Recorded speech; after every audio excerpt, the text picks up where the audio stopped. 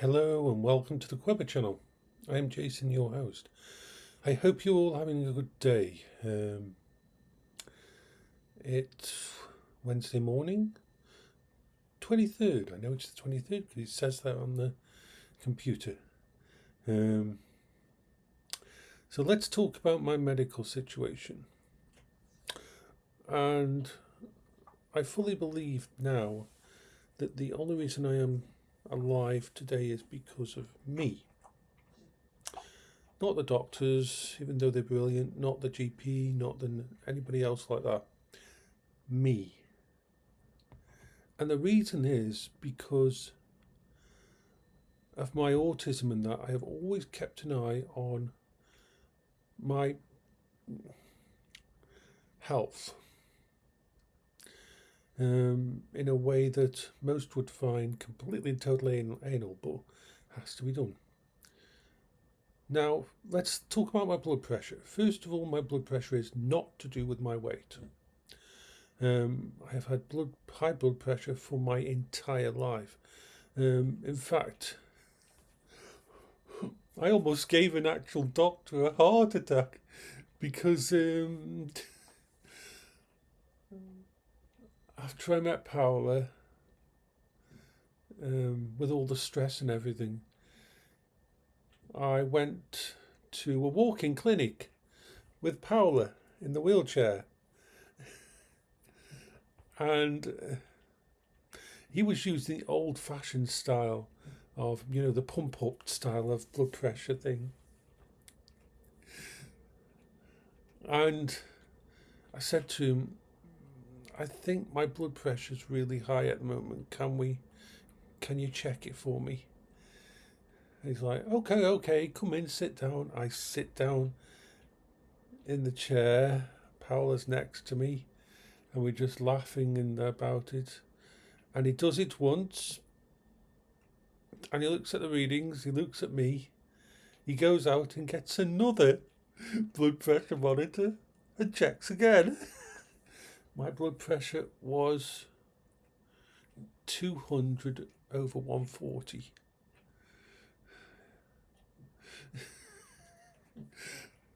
It was pretty much maxing out the charts.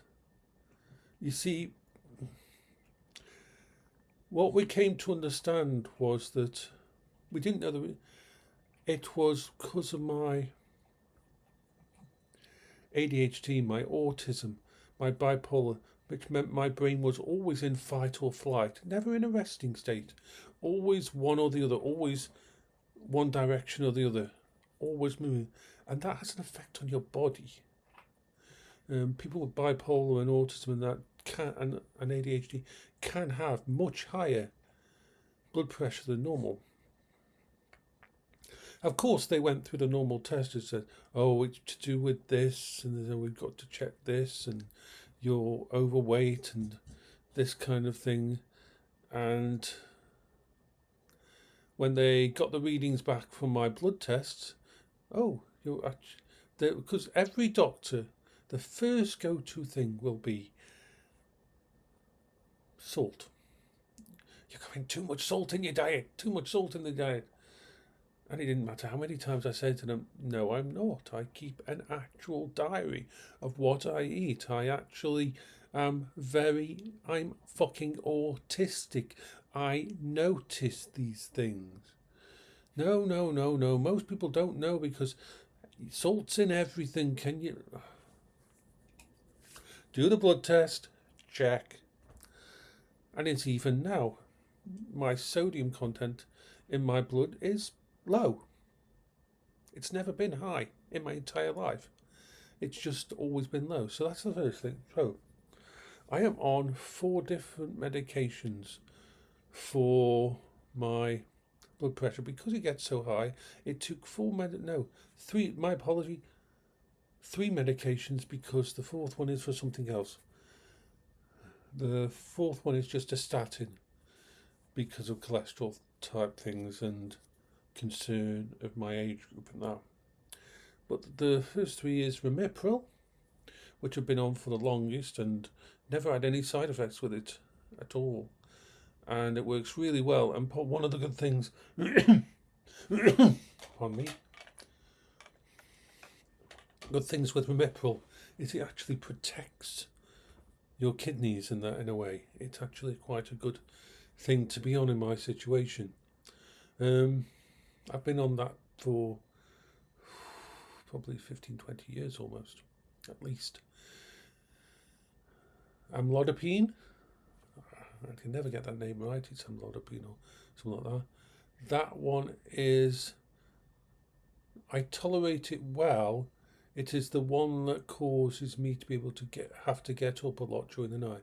It can cause puffiness in your ankles as water builds up during the day. It's one of the side effects that I have with it, but I tolerate it okay. And then there's this little bastard here.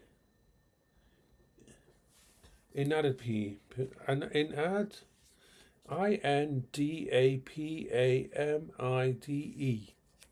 This little shit here.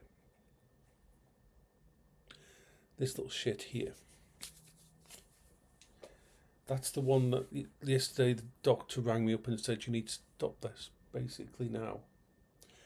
And I've got to start taking my blood pressure. Each morning I've got to write it down in a journal. When you're taking your blood pressure with one of these, and this is quite a good one. I actually had this checked because this gave the same reading basically when I last had a GP here. They did my blood pressure here, and this was giving exactly the same reading as what they used, and their stuff is medically tested, so I know my blood pressure monitor is good. So I've got to do it morning and night, because once this goes out to my system, my blood pressure could spike. Once this goes out to my system, my blood pressure could spike, and so we've got to watch for that. So for the next 7 days, morning and night, they send me a PDF and I printed it out. It's here, and I'm writing out the first numbers and stuff like that. I'm going to do it morning and night. I'm autistic, I can do this kind of thing.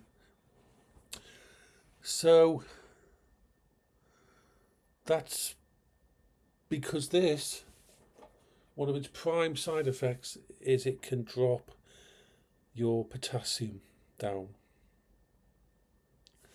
And my potassium level is 3.0, which is almost danger critical. You don't want your potassium down that low. I've got the booklets, I've read up, I've got to watch out for heart palpitations, shallow breathing, pain in arms or legs. If I start getting muscle cramps and that, basically anything like that, if I get anything like that, I have got to basically either get to a hospital fast or call paramedics, one of the two. Because then they will try to stabilize it. Unfortunately, I've always had low potassium, even before I was on this medication. Even before I was on this, I had low potassium because of my bowel cancer. When I had my bowel cancer and went into remission, how to do it, they cut out between 37 and 45% of my intestines. Now your intestines, your upper intestines, your small intestines, your large intestines, all the stuff here, that absorbs stuff like potassium into your blood and that into your system, and it gets used by your body. Potassium only stays in your body for like 24 to 48 hours, so you've constantly got to replace it. Now, the thing is, a normal person can get away with just having a banana once a week or thingy if your body's well regulated. You have potatoes with a meal, it's going to give you potassium. Most people are fine. But because the parts that were removed were the parts that absorb most of the potassium, that always meant my potassium was going to be low. That would have to load my body with potassium. And this is why I say that I've been keeping myself alive because I am very good at measuring my diet. For example, Huel, which this is one of their drinks, and it does the same thing as a 400. It's the equivalent of the 400 ml morning breakfast I have with Huel, which is nutritionally complete, has a good amount of potassium in it. Actually, potassium. It's got 9% of my. Well, no, it's got 20% of my recommended daily amount of potassium in this. So when I've taken this in the morning, this is a strawberry banana one, really nice. Or if I measure 2 scoops of the actual powder and put water in with it and shake it up, same thing, 20%, because this is a complete thing. If I had this 5 times during the day, I'd have the proper measurement of every single one of the things. It's very good like that. But having it for every meal would be very expensive for me and would be very boring for my brain. So breakfast that. So I've already got 20% of my potassium load done there. Then I take these every day. And this has potassium in it. Then I take these 1000 milligram, a daily dose.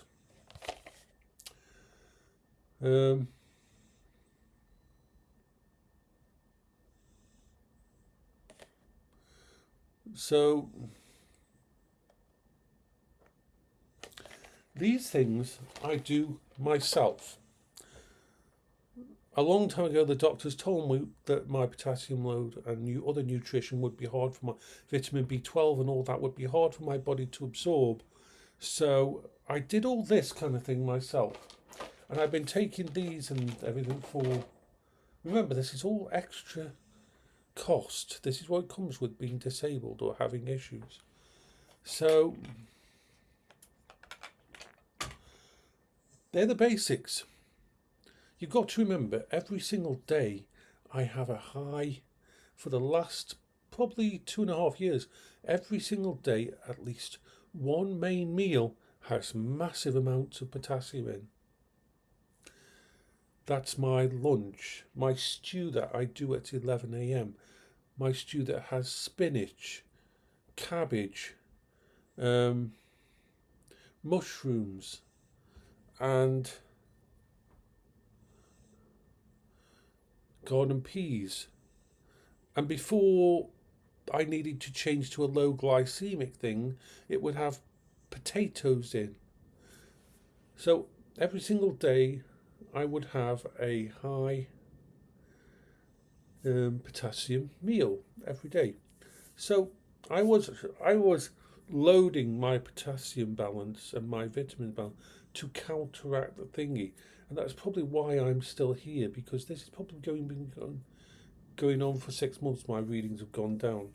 In fact, I can check my potassium because they test my potassium quite a lot because of this problem. Many times they contact me and said, hey, your potassium's low, we're going to have to put you on this extra supplement again on top of your normal. So I'm just going to go into my NHS. Oh God, I love having the NHS app that I can connect and know everything that's going on with myself. Bloody hell. It makes it so good. So fucking good. I am the data person. Not as much data person as my friend, but it makes me happy to know these things. So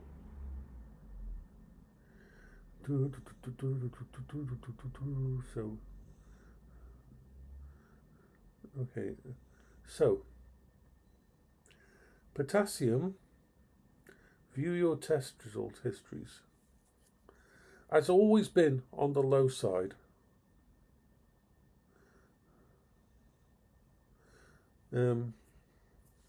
Once it went really, really low. I mean, I'll show you that because that's simple.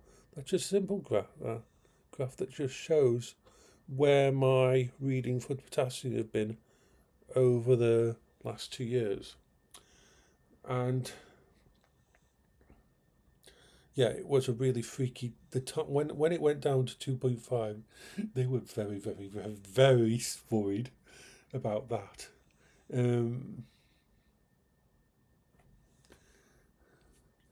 But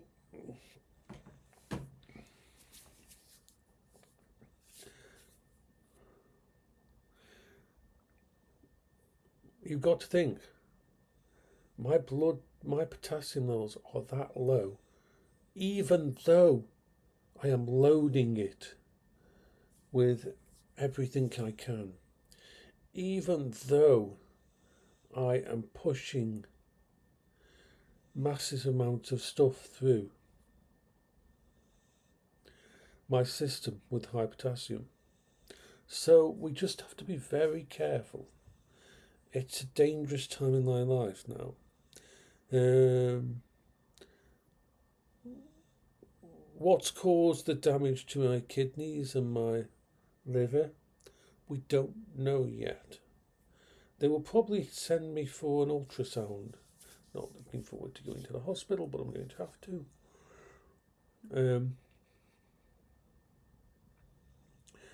How can I put this? I don't like hospitals, don't like being around them. Too much bad memories, too much PTSD, too much issues to do with hospitals. It's a bad thing for me. But I will probably have to go for an ultrasound because they'll want to check my liver to see whether there's any damage to it or if there's a mass or anything that could be causing this. If there's a tumour or something like that, we don't know. Don't think so, but have to check. The my liver is in an extremely high stressed state at the moment, and we don't know why. It's not like I don't drink alcohol. The liquid that goes into my body is 99% just water and a tiny bit of low calorie juice like this. This has only got like a few drops of Robinson's lemon and barley. That's all that's in it. And there's basically just enough to actually taste in the water slightly. That is the only drink I have during the day. I don't drink tea, don't drink coffee, nothing else. I don't smoke. Smoking can affect your liver and your blood circulation and stuff like that. Don't smoke. It's really fucked up and really fuck you up. Smoking can. But no. So all the normal things that could be affecting it are not there. So this is why I'm doing everything I can. Once we found out about the diabetes, why I switched my diet. Oh, it cost. I'm so lucky I've got friends. I am so fucking lucky I've got friends. Because I would have had to sold massive amount of stuff. I would have had to sell this. This is my Samsung S9. I almost put this up online about 2 weeks ago when this started. I would have probably got about £300 for it. It's the S9 tablet. But this, at the moment, the reason this is up here is I'm making sure it's got all my stuff loaded on because I have to go into a hospital. If I have to go to the hospital, this plus my phone plus my Steam back will be in my bag with me to keep me safe. Because freaky. Not good. Going. I'll be on my Quingo as well. Yes, my Quingo. Because unfortunately, I don't think my Pride Revo can handle the big hill leading to the hospital, and I don't want to test that out. So I will go with my Quingo, which is bloody brilliant. I've already been in the hospital once with the Quingo, so I know it can make it through all the different places. And with the sides down and that, people can't cough on me. So yeah, I am doing everything I can. I have replaced every snack in the house. I have replaced with low glycemic. I've replaced nearly all of my food with low glycemic, healthy, good stuff, low fat stuff. Because just in case it is fatty kidney disease, fatty liver disease. Now, fatty liver disease can be caused by it isn't. It doesn't usually happen just because you have a fatty diet, but it can happen with diabetes. And we know I'm just on the edge of diabetes type 2. I've gone down 1 point, which means I'm just on the edge of diabetes type 2. I'm expecting to get calls this morning from the doctor surgery because they've gone through the rest of my numbers. I've gone through my numbers first because the good thing about this system is the NHS app is I have access to my fucking results pretty much the moment they hit their system. So, and I was able to go into my medical large language model and put all the data in and correlate and see what was the problems. Remember, do not trust AI when it comes to medical things. Always regenerate, always check.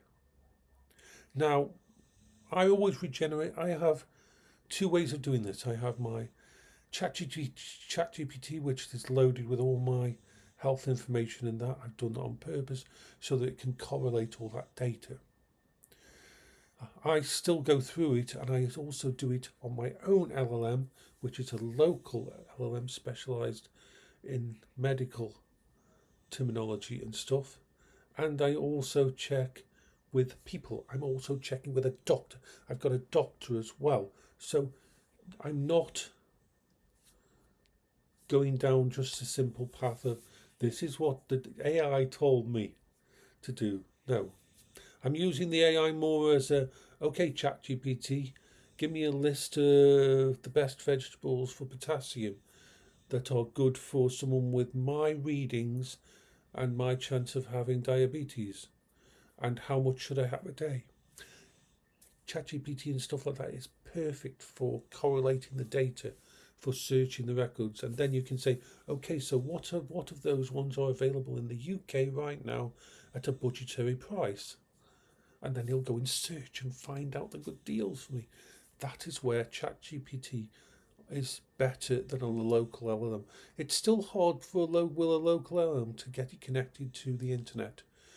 It's a pain in the ass, and I still haven't got a full system set up. But this is the situation at the moment. I'm doing what I can.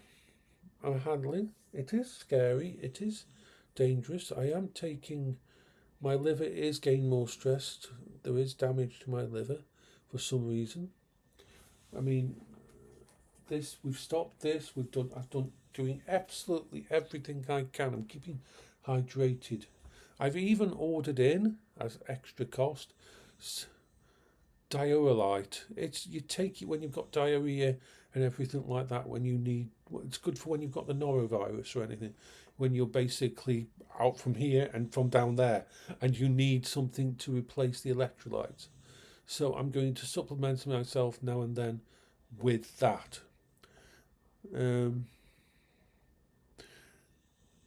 Just the scary thing is, one of my other medications, I believe it's Ramipril, is one that holds on to potassium. And you're supposed to watch for a high potassium reading. It shows how messed up and how my body is that my potassium readings are so low. So there's lots of things going on. I just wanted to let you all know this video's gone on for too long, but I wanted to make sure, like I always say to you, if I'm having a good day, I will let you know. You will never have to worry about me bullshitting about anything. You will never have to worry about me not telling you anything. Everything I say on here is the truth as far as I know it.